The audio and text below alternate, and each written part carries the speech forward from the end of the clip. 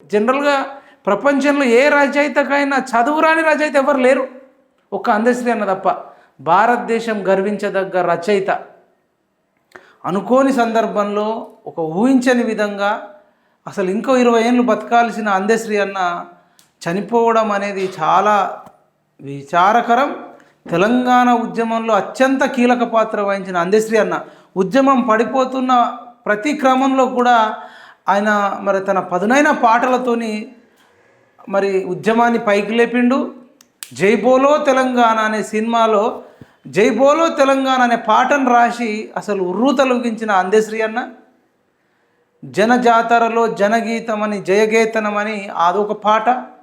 తర్వాత మనకు ఇప్పుడు ఏదైతే తెలంగాణ రాష్ట్రానికి అధికారిక పాటను కూడా అందించిన ఒక మహోన్నత అందశ్రీ అన్న మరి పాట అన్న మీద ఒక్క పాట లేదు.